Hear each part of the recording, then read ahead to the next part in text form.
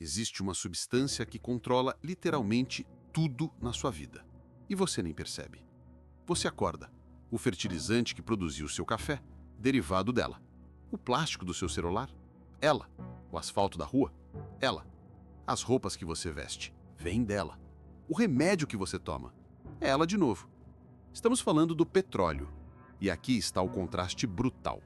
Nós sabemos exatamente como viver sem ele. A tecnologia existe, mas não mudamos. Por que uma fonte de energia descoberta há 150 anos ainda domina completamente o século XXI? Por que governos e empresas que sabem das consequências ambientais continuam investindo trilhões nela? E por que as alternativas, mesmo funcionando, não avançam? Enquanto isso, uma região do planeta concentra quase metade de todo o estoque mundial dessa substância. E essa concentração transformou países desérticos em potências que ditam os rumos da economia global.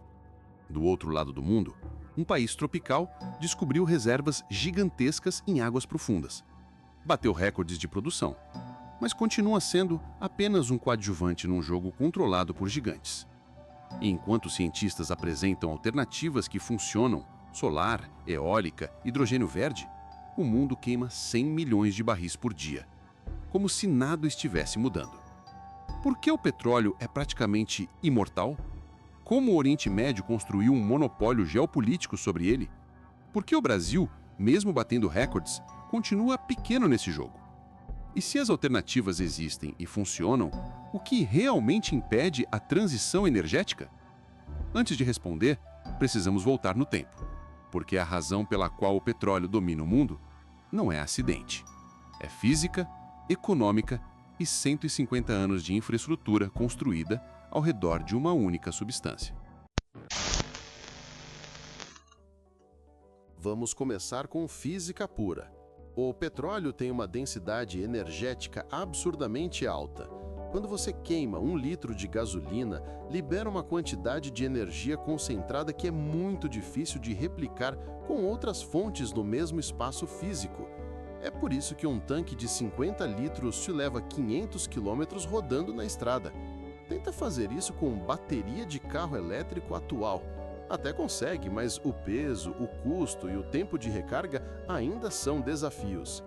E não estou falando só de carros, aviões, navios, caminhões de longa distância. Esses setores dependem de densidade energética alta porque precisam carregar muita energia em pouco espaço. Não é escolha ideológica, é limitação física. Mas aqui está o grande truque. Petróleo não é apenas combustível. Esse é o erro que todo mundo comete quando fala vamos substituir petróleo por energia solar. Energia solar gera eletricidade. Petróleo gera 10 mil produtos diferentes. Quando você refina 100 litros de petróleo bruto, talvez 40 a 50 litros virem gasolina ou diesel. O resto, plásticos, fertilizantes, produtos químicos, cosméticos, tecidos sintéticos, medicamentos, borracha sintética, solventes industriais, lubrificantes. Você não substitui petróleo simplesmente ligando painéis solares. Você precisa reinventar toda a cadeia industrial que depende de derivados petroquímicos. E isso é caro, absurdamente caro. E agora vem o golpe final. Infraestrutura. O petróleo venceu porque chegou primeiro.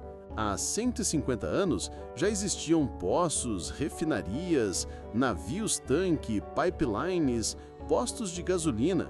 A estrutura toda foi construída ao redor dele.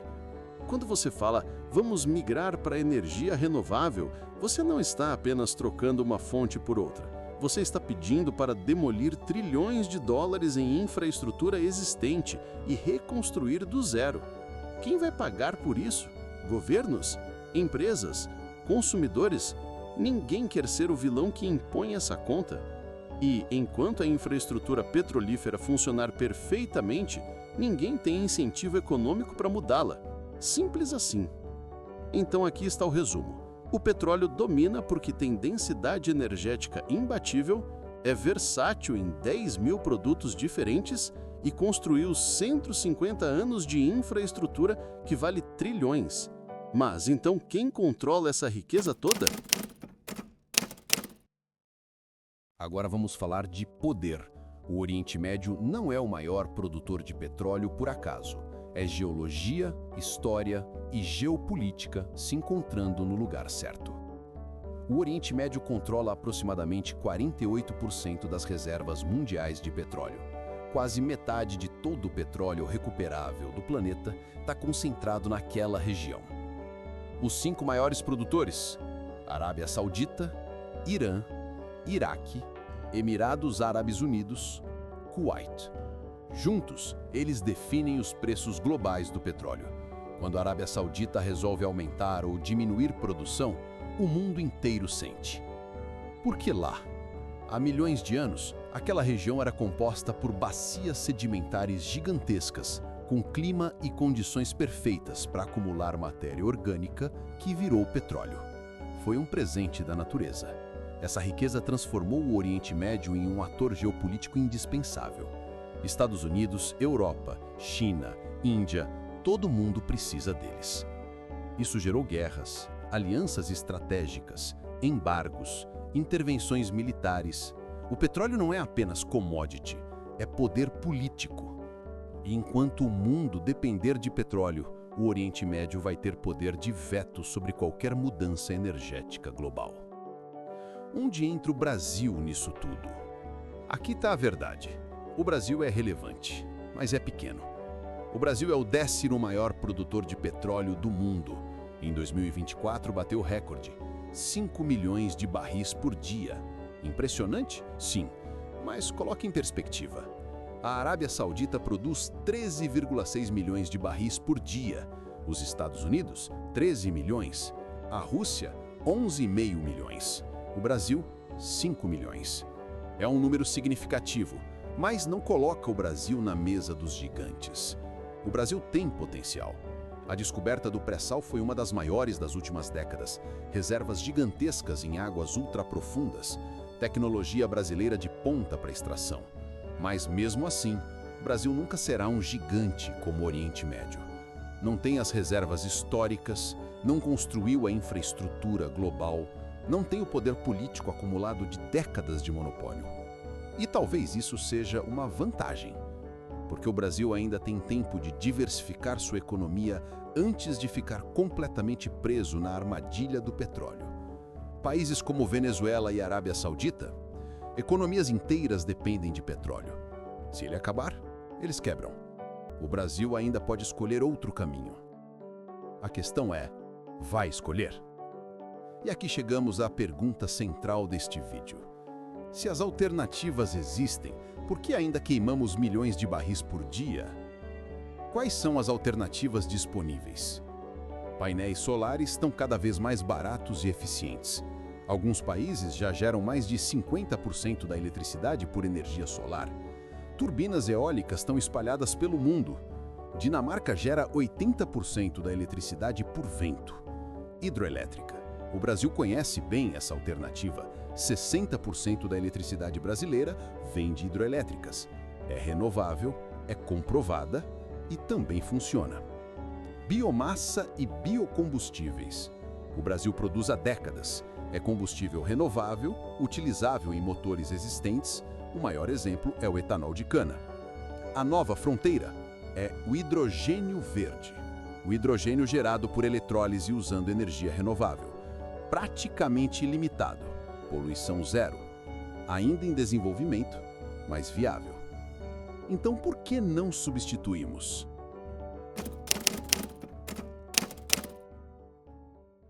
Aqui está a verdade que ninguém quer admitir. O problema não é tecnológico, é político e econômico. Podemos identificar algumas barreiras que impedem essa transição. Barreira número 1. Custos estratosféricos. Substituir infraestrutura petrolífera global custaria trilhões de dólares, não bilhões, trilhões.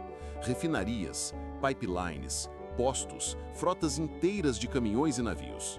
Quem paga? Governos não querem, empresas não querem, consumidores não querem pagar mais caro, então ninguém se move. Barreira número 2. Interesses poderosos. Petroleiras ganham trilhões anualmente. ExxonMobil, Shell, BP, Petrobras, Saudi Aramco são algumas das empresas mais ricas do mundo. Você acha que elas vão abraçar a transição energética de coração aberto? E os países? Arábia Saudita, Rússia, Irã, Iraque, Venezuela. Economias inteiras dependem de receitas de petróleo para pagar contas governamentais. Se o petróleo desaparece, esses países quebram. Eles vão lutar para manter o status quo, politicamente, economicamente, militarmente, se necessário. Barreira número 3.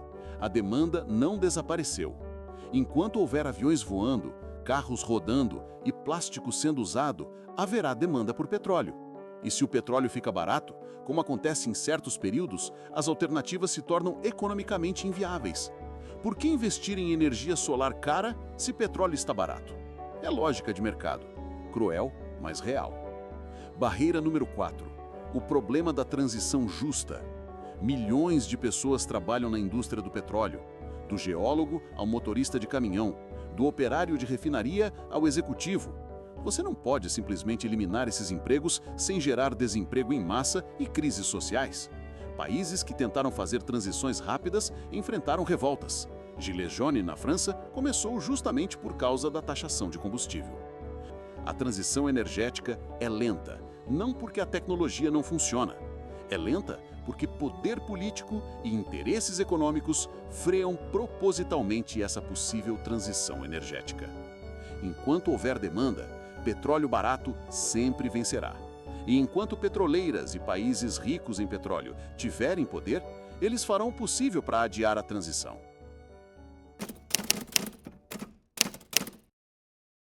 Então, resumindo tudo, o petróleo é o combustível principal do mundo porque tem densidade energética imbatível, versatilidade em milhares de produtos e 150 anos de infraestrutura consolidada. O Oriente Médio é o rei porque a natureza lhe deu 48% das reservas mundiais e a história lhe garantiu poder geopolítico absoluto. O Brasil é um ator relevante, mas secundário. A tecnologia não é o problema. O problema é que a transição é bloqueada por trilhões de dólares em infraestrutura existente, por petroleiras e países que ganham fortunas com petróleo, e pela demanda que simplesmente não sumiu.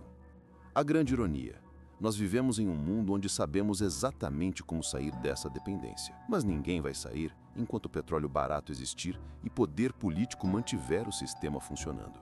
A pergunta real não é quando vamos sair do petróleo. A pergunta real é quando o mundo decidir que a transição energética é mais importante que os trilhões de dólares e o poder geopolítico em jogo. E enquanto ninguém responder isso, nós vamos continuar acordando, tomando café com fertilizantes de petróleo, dirigindo carros a gasolina, usando plástico derivado de petróleo e fingindo que estamos trabalhando pela transição energética. Mas a você que assistiu esse vídeo até o final, sabe a verdade. Se você curtiu, deixa o like. Se discorda, comenta aí embaixo. E se quer entender mais sobre como o mundo realmente funciona por trás das cortinas, se inscreve no canal. Até o próximo vídeo.